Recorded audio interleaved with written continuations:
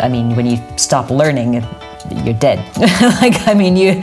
You should always continue reflecting into it. People are not fixed, static beings across the lifespan. And if we believe, and I think we all do, that learning happens throughout your life, then that means that we're always going to revisit and reevaluate, and that the process is ongoing.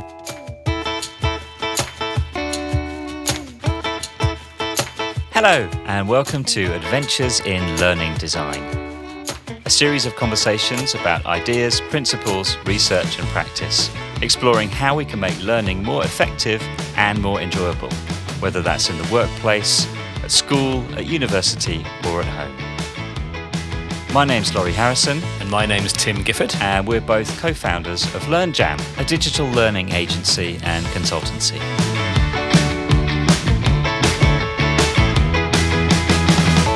Episode 10, Research.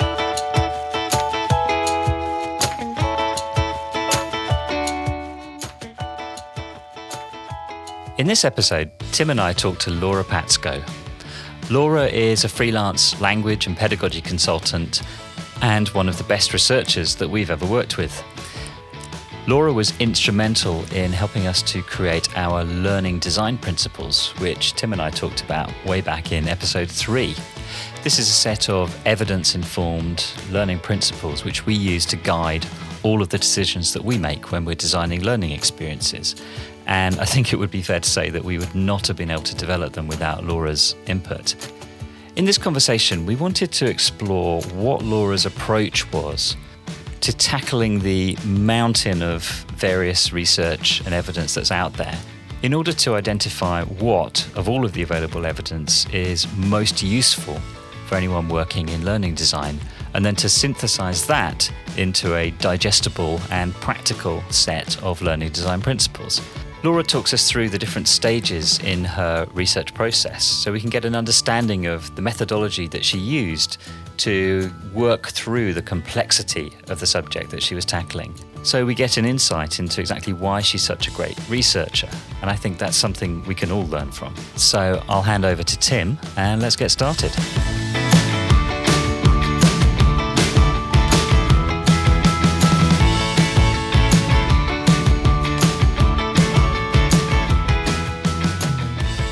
Let's start by welcoming Laura Patsko to Hi. the podcast. Lovely Thank to have you here, Laura. How are you? I'm very well, thanks. Where in the world are you? I'm in Athens, the capital of Greece. Beautiful. Weather update from Athens? From my window, I can currently see a lovely blue sky. It's a little bit cold this morning. Well, cold. It's about 12 degrees Celsius. Chilly 12. Winter. I'm doing air quotes. Can you see that? So Laura, starter for 10. Can you tell us what you do? Everything I do is related to helping adults learn more effectively, whether that's working directly with adults, teaching them, typically teaching English as a second language, or teaching people how to do that, so teacher training, or it's about helping learning providers and learning designers make really good materials, really good courses, really good content that will help people learn. Mm-hmm. Now that is quite a wide-ranging set of tasks and skills, and I guess it's often called learning experience design. I like that term, that explanation, but I don't think it's very widely used yet. So if I say I'm a learning experience designer, that still entails the question, well, what is that? Yeah. But everything is about making the experience of learning as effective as it can be, and related to that, as enjoyable as it can be. Back in episode 1, Tim and I talked about how we became learning designers and the somewhat circuitous route that led us there. So we wanted to know Laura's story as well. What led you to being a learner experience designer? What were the stages you went through to get to that? I studied linguistics at university first for my undergraduate degree, and even that was kind of an accident. I changed my mind on an open day. I was supposed to be studying history and archaeology, and then I saw the linguistics people walking around, and I thought, that looks really cool. Can I change? And so I changed so cool. it. Yeah, you don't hear that very often, do you? Those linguistics people look really cool. Linguistics people are really cool. And it was great, and it absolutely changed my life. It was a really good decision because I was always interested in history and society and how the world works, but I found that I was even more interested in how language works and how people communicate and how people learn that and use it. So that was kind of where it all started. And at that time, at that age, the only thing I knew I never wanted to do was be a teacher, because I'd had some good experiences, but I hadn't had great experiences for a lot of my education. So yeah, the road to being a learning experience designer was sort of quite long and winding. I started with linguistics, and then years later, I ended up training to teach and actually found that I really loved it. I had never imagined as a younger person teaching adults. I always thought teaching was just about school, like the standard school years and school system. So if I'd been told then that a thing like learning experience design exists, I might have had a slightly different path. I might have really gone for it, but I actually found my way here a bit accidentally through studying linguistics, studying language, training to teach, eventually becoming a teacher trainer, then going on to do a master's degree in applied linguistics and English language teaching, and then getting into research and publishing while still training and teaching. And that's why I like the term learning experience design, because I think it includes all of those things. It includes the learning, the teaching, the training, the materials writing, the content, the course design, the research. All of that wrapped up together is what it means to design a learning experience. So that's what I do now. I do a little bit of all those things. And I only got there by trying a little bit of all those things. So it's been a really interesting journey. Very similar to the journey we shared, Laurie, wasn't it? In one of the early episodes was that sort of kind of arrived at learning design and learning experience design just through touching a bit of publishing, touching a bit of teaching, touching a bit of product design, all these sort of things folded into it. So yeah, very similar stories there, I think. Yeah, I think your story is very suitable for a podcast called Adventures in Learning Design. It's very apt to me, so yeah. When we started developing our learning design principles with Laura, we kicked things off with an in-person workshop. This is obviously back in the days before COVID. We were in a room with Post-its and Sharpies, and it was a really great experience. So we got Laura's take on that process, and we talked about the value of bringing in different perspectives and using that to reveal assumptions or unearth questions that we need to tackle. So Laura, we name-checked you in an earlier episode when we talked about our learning design principles. And we, in as much as we said that you were a key collaborator, like the key collaborator in helping us compile that document of principles that we feel underpin effective learning. And we kind of touched on it back on that episode. I can't remember what episode it was, Laurie. I want to say episode 3. Something like that. Yeah. One of the early classic episodes, I think. When we were all young. We can fact check that. And we spent some time in that episode talking about what those principles were, but we didn't really go much into like how we arrived at those principles and the work that was required to arrive at that document. A document that we use on a pretty much daily basis, and that informs our conversations, product thinking, learning design thinking, and so on. So we thought it'd be great to kind of pick your brain and hear about your experience of working on that and what was involved in compiling that document for us. Now I've got a memory of us starting that journey together with a ton of Post-it notes. Is that where it all started? What were we trying to do with a wall of Post-its? Yeah, I remember that day very well. Back in the days when we could travel easily on a train, I hopped on a train to London and joined you all. Yeah, we were all in a room together. I know. Yeah. Don't do that very often. Each other and patting each other on the back. And all that shaking hands. And, we did indeed have a wall and many, many Post-its.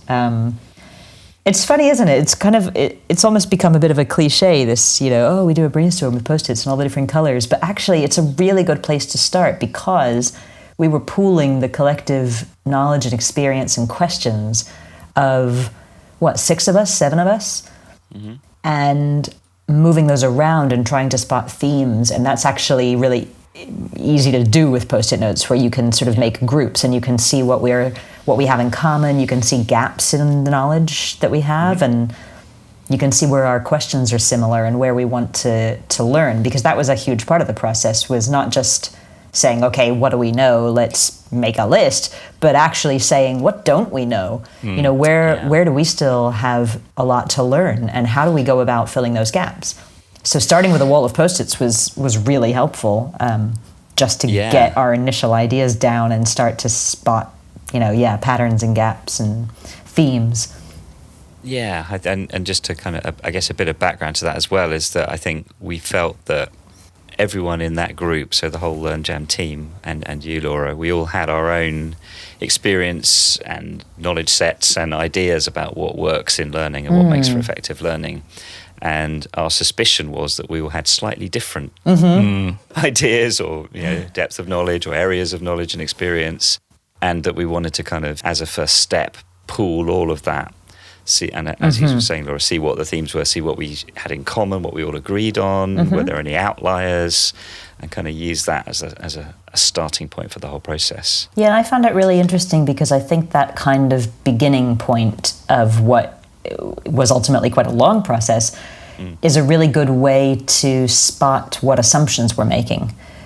There's a lot of shared knowledge and experience when you've gone through similar kind of training and professional experience, but there's also certain assumptions that you don't even realize you're making until you see it exposed by somebody who's written it down on paper.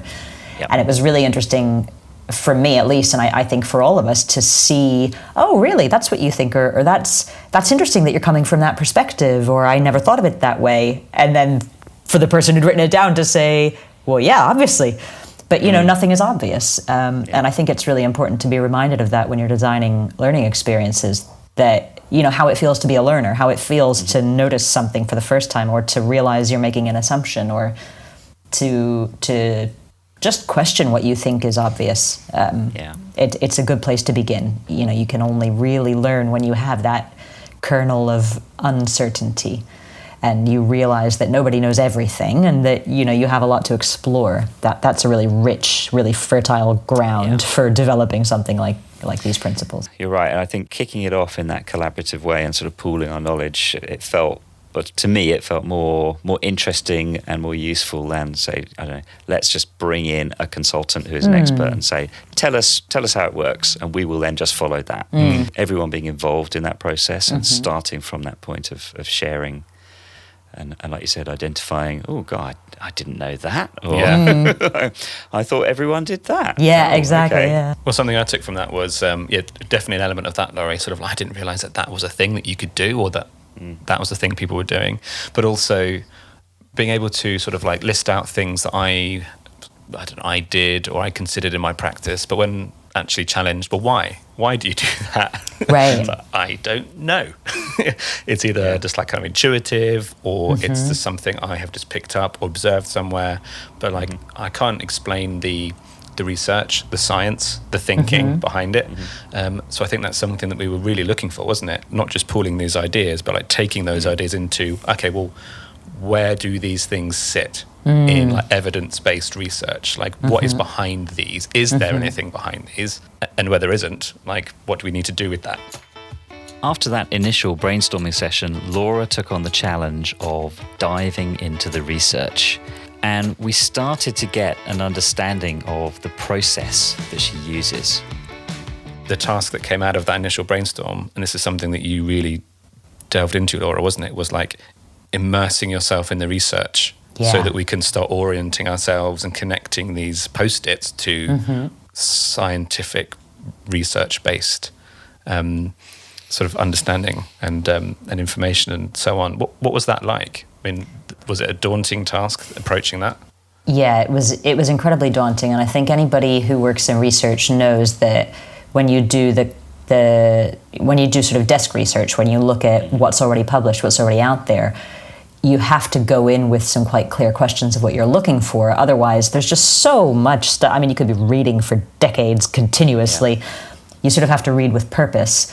Having said that, what was really interesting about this particular process was that we were really exploring and interrogating existing beliefs and assumptions. So while some of the reading was structured with quite a clear purpose, we would like to find out if X is true or what research there is to support Y, there was also quite a bit of exploratory, curious reading, which was really enjoyable. I think because there's so much that we can learn from other fields and disciplines. Like, it's really easy to get focused, let's say, not trapped, but, to focus on your particular little niche, your thing that interests you, the same sources you always consult, the same topics you always read about.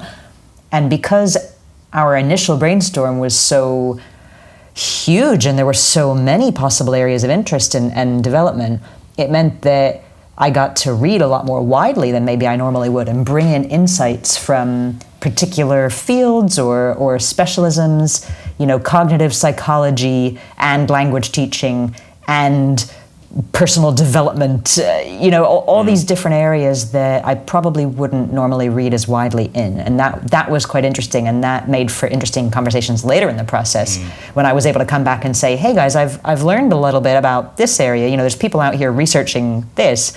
Has anybody done any, work in this field before? And we would say, no, that's quite interesting, and it does or it doesn't match with what I intuitively feel or what I do. And, there was a lot there to be discussed and explored. So, yeah, I really enjoyed that process. It is very daunting to begin with, but it's nice for that to be the purpose of the project. So you never feel like, I haven't got time to read all these things because I'm busy doing something. Actually, the project was to go and read all those things and research it and learn. And that was great. Yeah, nice challenge. So what was your actual process? I mean, you're faced with this daunting task. How would you tackle that? There's different ways. I don't always follow the exact same process for any research project. In this case, we did have a starting point. We had some things that we knew to be true from our own backgrounds and training. And if memory serves, I think I went back to some sources that I remember consulting when I was sort of learning and training as a teacher. And then one of my favorite things to do is to take a journal article that has been very influential and go and look through its reference list and then find some of those references. So you dig down into the kind of chain of thinking and influence, and you work back and you try and find out, what has informed this paper, which then informed this one, which then informed this researcher who is now doing this. So my initial step was to start with a few key texts and start to interrogate their reference list. And then from there, it just explodes because you start to come across the same names, and then you read more of those people's work, and then you see who they refer to, so you discover new names, and you start to explore the people behind the research. And for me, that's really important. These are not just ideas on paper. There are people like you and me out there who have really good questions and have dedicated time to answering them and investigating them. So I started to explore particular researchers and what they've published and what they've written and what questions they've asked. And this all took months. I mean, that sounds really simple to describe it like that, but this is like months and months and months of digging. This isn't a weekend. This isn't like... So it's a big process. But this is not just sitting in a cafe on a Saturday for an hour. So just to kind of play that back to you. So you had a kind of starting point, which is what were the themes that emerged from the first stage where we all worked on it together, the stuff you already knew. From there, okay, what are some obvious key pieces of research to start with that I'm already aware of that seem like a good fit for what we're trying to do here? Start with those, and then from there, look at the references and then dive into those, and then start to see repeating themes, repeating names and so on, and then you start to sort of home in on patterns. Is that a fair summary of what you just said? That's an admirable summary. Okay. I got a couple of follow-up questions, both of which might require quite long answers. So well, we'll see. We do maybe for the next episode. I wanted to know how it is that Laura is able so effectively to read and digest dense, heavy academic research articles.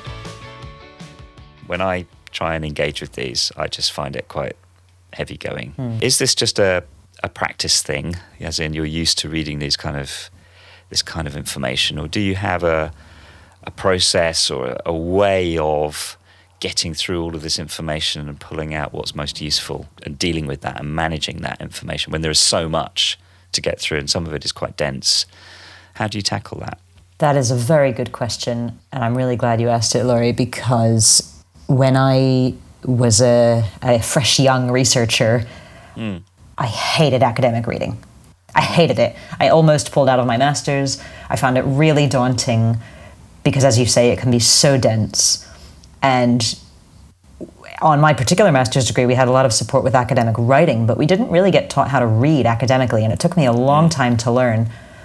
And in the end, I realized that people, like so many things, everybody processes things and approaches things differently. So some people love that. Some people love to sit in a chair with a really dense academic text for several hours and just mine it for all it's worth and reflect. I don't have that kind of attention span or dedication. I find it really hard if I'm not hooked in the first paragraph to get into a dense text. But it's important to put in the work, because some of the stuff out there that's published and is, for me, difficult to read is so valuable. Some of the really seminal texts are very hard to access, but it's so useful to put in that effort.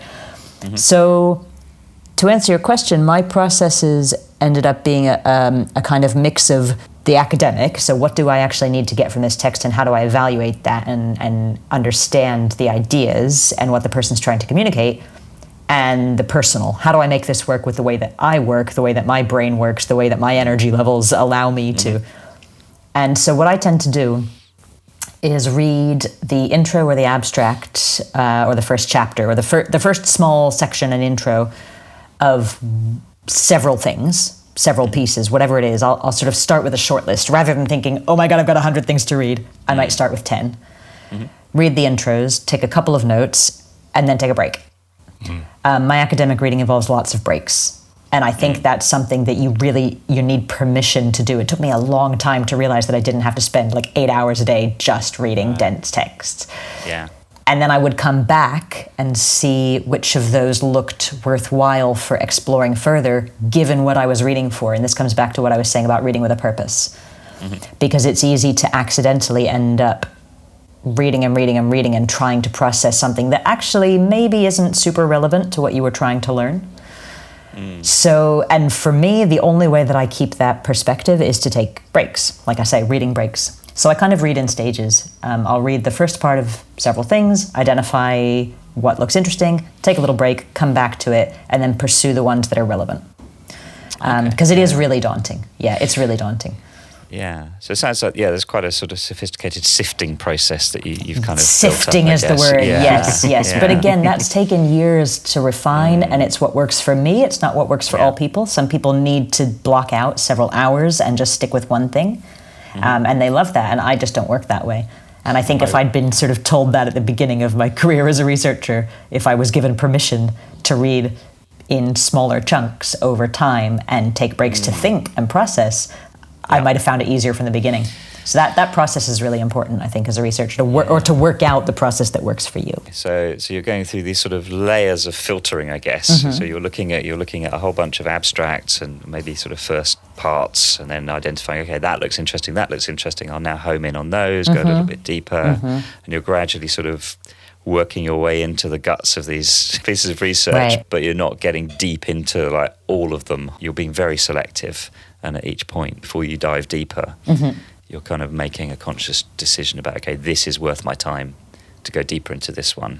Yeah. Is that right? Yeah, exactly. And I think because it's important to say that at that first stage, I'm not discarding anything, I'm just prioritizing. So you can always come back to stuff later, and that's why I take notes at that first stage, is that if you, let's say, for the sake of argument, you look at 10 things, you take a couple notes, you take a break, you come back with your priorities, and then you realize the ones you've prioritized aren't really answering what you thought they would, you can come back to your long list and look at a couple other things. But it means that you don't lose a lot of time getting, and again, this is very much my personal approach, you don't lose a lot of time getting frustrated by really dense texts that don't seem relevant, because you're not just reading everything for the sake of it. You are being quite selective. And so sifting is the word, absolutely. That's the approach that works best for me. I love Laura's workflow here, and I think this is something that we could all learn from in terms of how we might deal with reading, digesting, and responding to large amounts of complex information, which I think is something that probably most of us need to do at various times in our work. Laura then shared some thoughts on how to stay productive while doing really focused and cognitively demanding work, which I think we can all agree is quite a challenge sometimes.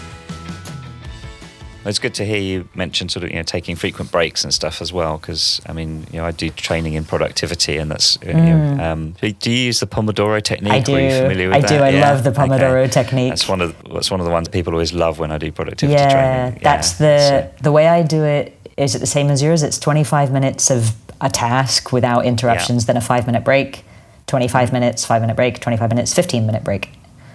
Same. Oh man, I've been doing it all the way around. I've been doing 5 minutes work and 25 minutes off. 25-minute break. That's why I'm getting so a really long cup of tea. Sounds great, Tim. I love that. Yeah. Oh man. But I learned that technique during my master's when I was struggling with academic reading. Right. Somebody recommended it to me.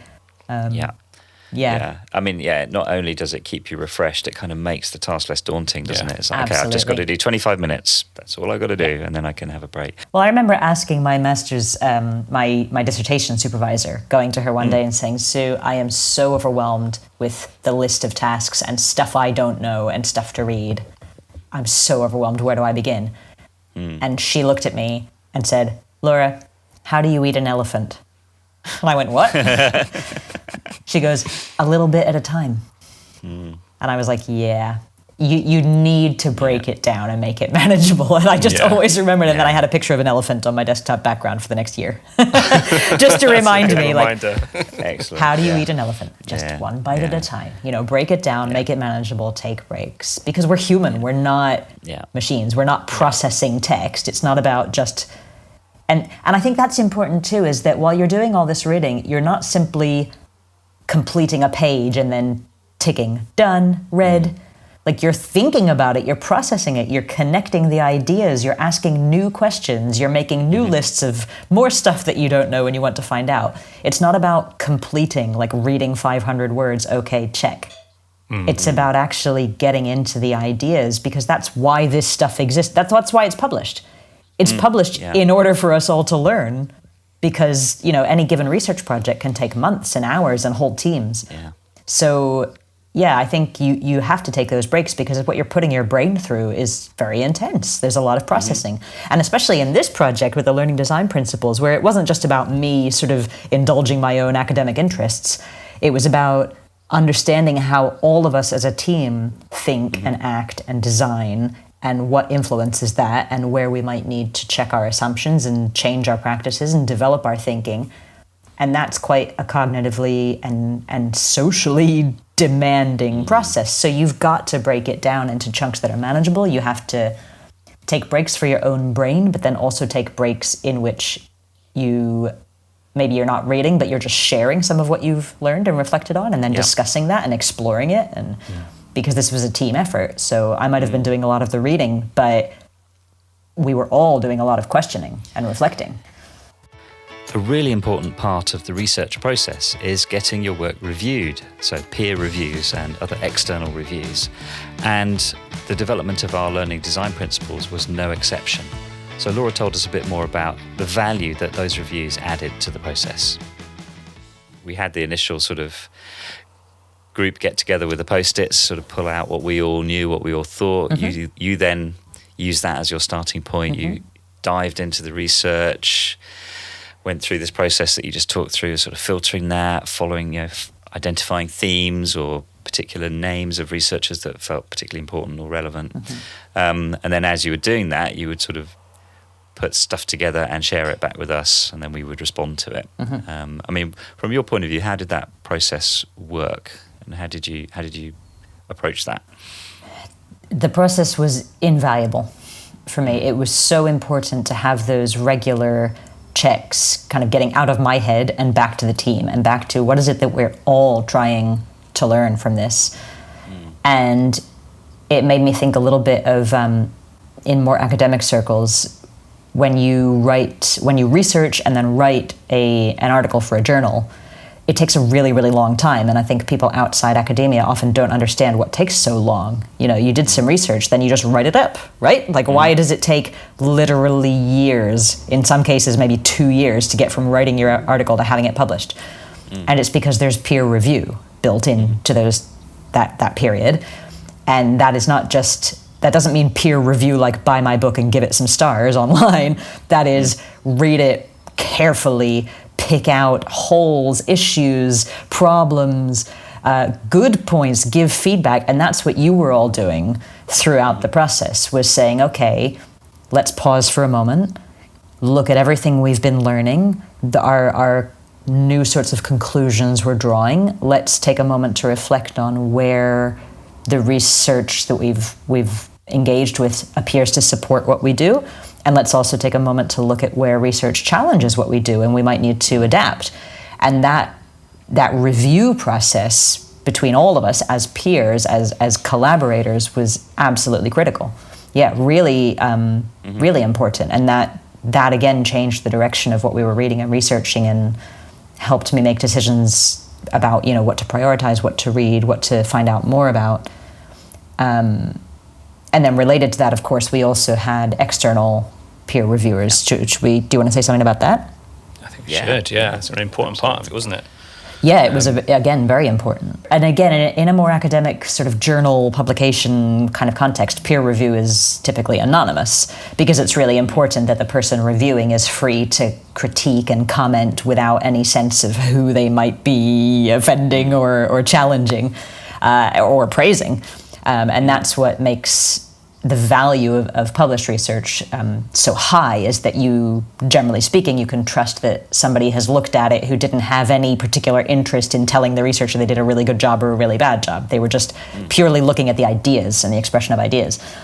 And within our team, obviously, we've worked together really closely. We're a small team. We know each other well. And I think we're quite good at openly discussing and potentially challenging. But it was really valuable for us also to have external peer reviewers who had no idea who had written our draft of our principles. They didn't know, they weren't part of the earlier process of ideas generation, and so they were able to be quite objective, and they picked out some really interesting points for us to continue developing. And I think that anonymity and that objectivity were really important in the process as well. The type of feedback and the focus of that feedback was radically different, I think, from what came from the LearnGen team versus what came from the external reviewers. Yeah.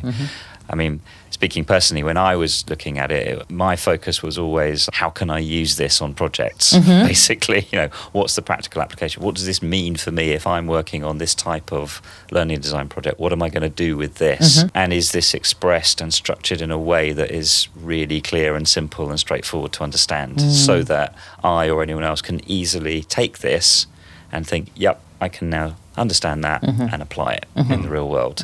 Whereas the external reviewers, obviously that wasn't a factor for them, really. It was, okay, does this hold together? Are there key factors that are missing, for example, that haven't been fully considered? Does this stack up with what I know about the research? So it's a really different focus. And I think having those two angles on it as we developed them was really, I think, really powerful. I agree. Yeah. A question I was going to ask, and that leads into it nicely, Laurie, is how did that external peer review shape your thinking around the ideas that were coalescing through your research? Where did it take you? How did you sort of integrate those, I suppose, into the research that happened subsequently? I mean, they gave so much useful feedback. We could create 25 podcast episodes just on each point that they commented on. But for me, one of the major ways in which the feedback from two of our external peer reviewers shaped the principles was in taking us away from a purely cognitive view of learning. This was a really important point in the development of our learning design principles. I think we'd got somewhat caught up in focusing on memory and cognition. But we all know that learning is a lot more than just memorizing chunks of knowledge, and it was the external reviews that really brought that home to us. There's a lot of emphasis in learning on assessing and measuring. And for better or for worse, that ends up creating an interest, both by learning providers and by people who research it, in measuring kind of like chunks of stuff learned. This person has remembered 10 words, therefore they learned. But of course we know that learning is a lot more complex than that, and it's also not as individual as we think it is. Like, there's an intuitive attractiveness to this idea that learning happens in the brain, and that's that. And if you can remember, 10 dates from your history lessons, then you learned history. But what our peer reviewers pointed out, which really shaped the way that we developed the principles and continued researching and evolving our thinking, was in pointing out that there's a lot of social interaction and community and support and kind of engagement with other humans that's involved in learning. It's not just about recall of facts or figures or numbers. And I think, again, there's a very appealing aspect to thinking of learning in that very cognitive way, because you can sort of measure it, and you get these learning apps where it's like, hooray, you've learned 60% of the subject, but that's not really how learning works. Like, it feels like achievement, but that's not how it works. So when our peer reviewers looked at what we'd initially developed, they were like, okay, this is true and valid and interesting, but you don't appear to have given enough attention to the fact that it's not just about what happens in a person's brain. It's about how a person interacts with other people and how you integrate knowledge into bigger skills systems and how you operationalize that in the world. Remember that one of them quoted something like, brains exist in bodies and bodies exist in the world. Mm-hmm. There's a lot more than just what happens in your mind and in your memory. So that came largely from external peer review and was really, really important. Really important in shaping the direction that we took.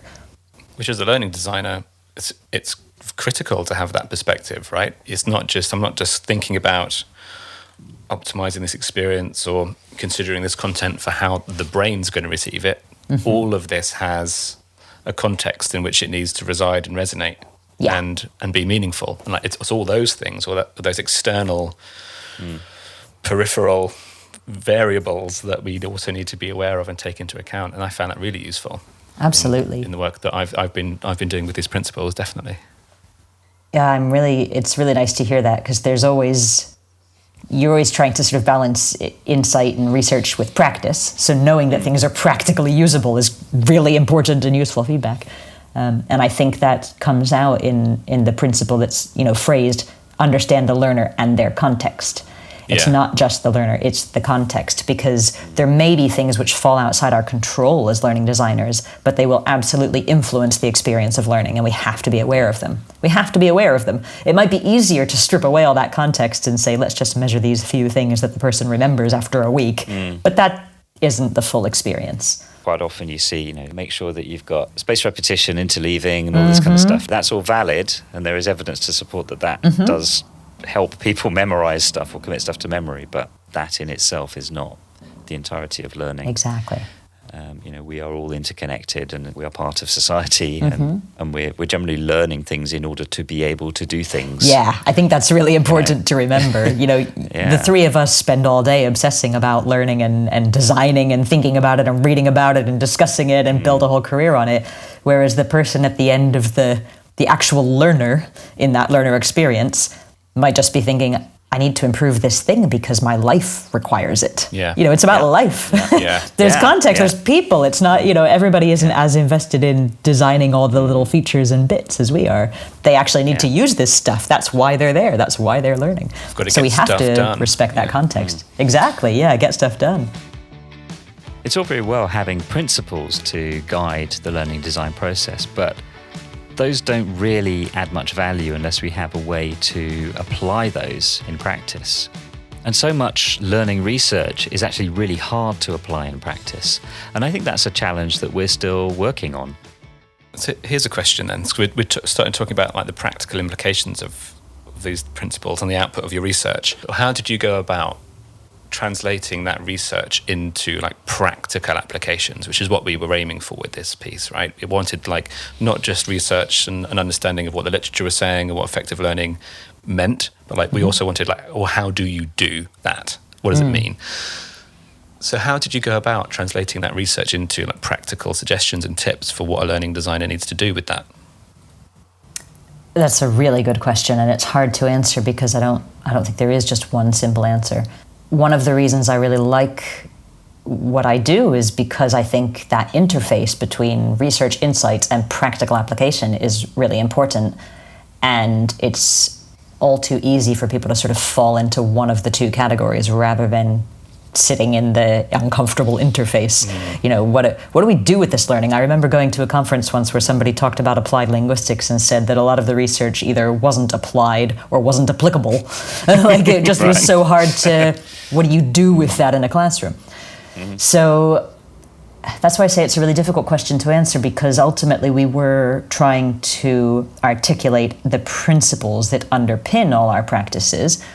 So the purpose of putting together the learning design principles as a document wasn't to spell out specific practices or to advise learning designers to do this particular thing or that particular method or approach. But people respond to examples and practical examples. So it was important, I think, to interpret. Maybe that's the answer to your question. It's about interpretation. And this is what, good teachers do all the time, is they take what is just a sort of context-free bit of material and they interpret that for a particular learner. So we looked a lot, when we were putting together the learning design principles, we looked a lot at what we were calling vignettes, little illustrations of the research in practice. And some of these came out of research papers themselves. So in the process of reading through research, sometimes you found examples that the researchers had given and commented on and said, we think this can be used in this way, or we would advise people to be careful of this or that. So some of it was sort of already embedded in the research, and some of it was just a process of interpretation, and that was about drawing on my experience, I guess, as a teacher and a trainer in relating the abstract to the concrete. So it's a really good question. It's really difficult to answer because there wasn't just one way of making all this knowledge practical.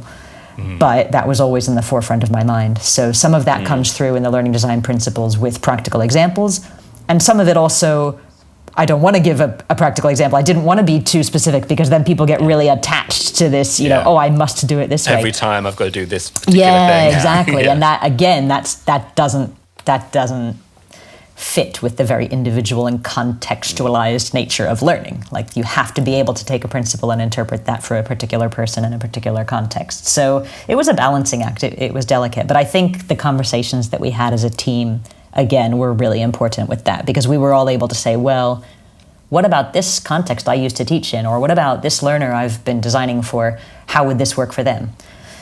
So we always kept the practical in mind while we were writing down the principles. And I think that comes through in the final document. We finished work on the first iteration of the learning design principles and published them in February 2020. Quite a lot has changed since then. So are they still relevant? Follow-up question / actually not a follow-up question at all. Completely different question. Oh, a different question. I was going to take us in a completely different direction. So no, it's more follow-up. We started working on these together.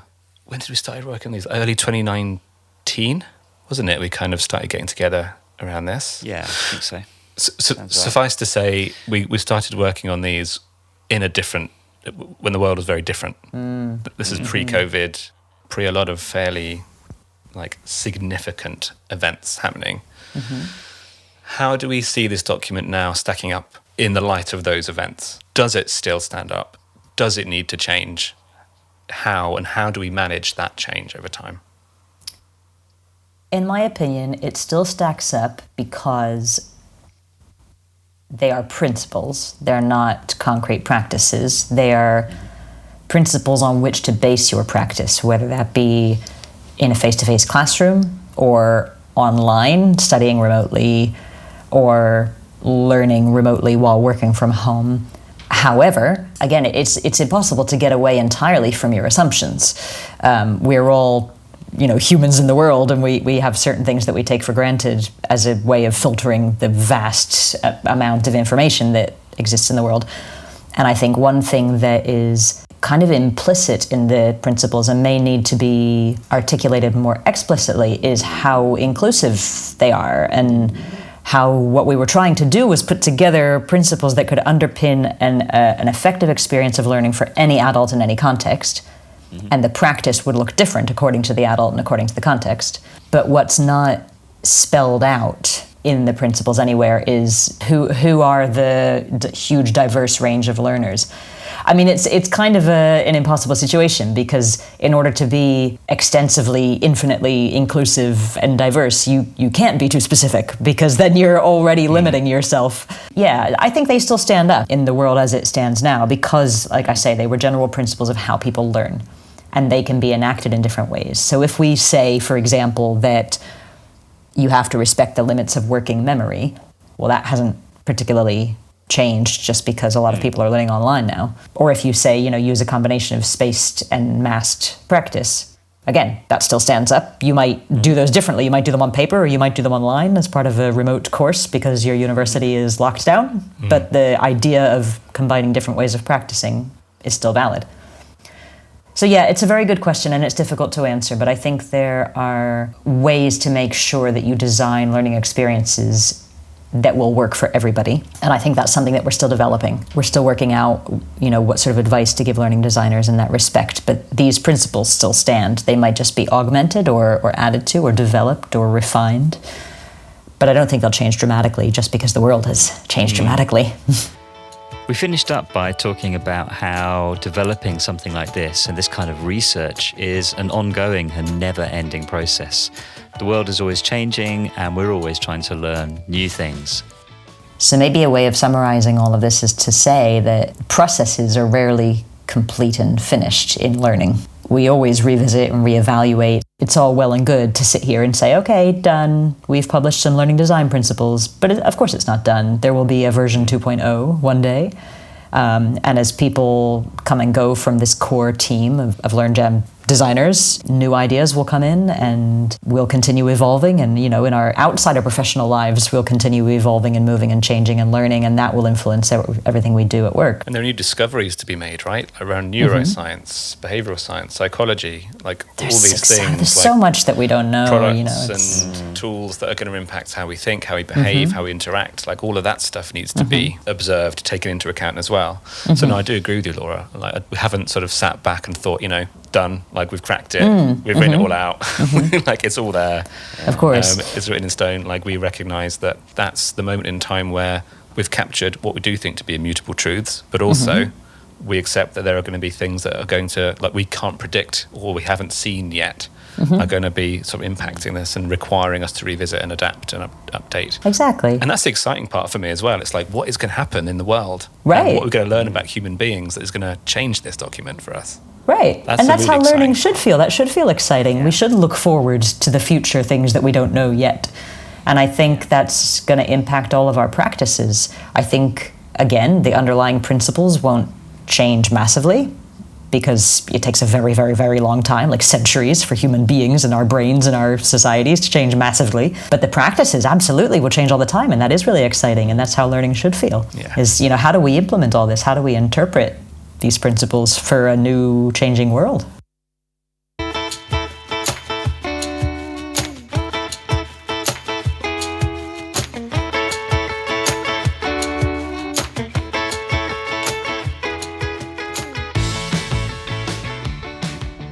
Laura, thanks so much for your time today. It's been a really fascinating conversation, and I get the feeling not the only conversation we'll have with you on this podcast. I hope not. Hopefully you'll be a regular voice on this. It's been great. Thanks for having me. So already looking forward to the next one. Where can people find out more about you and what you're up to? Well, my name is quite unusual, so you can always just Google my name. And I work under the name Blackbird LXD. So blackbirdlxd.com is where you'll find a little bit more about what I do and what I hope to do in future as well. Awesome. Well, Laura, thanks again, and I hope you have a glorious Athenic day. Athenian, that's it. Athenian, that's the word. Athenic, I like Athenic though, it sounds scenic. It sounds beautiful. Dropped it in the last, the last line. Thank you, and I hope you have a good rest of your day to send you some sunshine. Cheers, dude.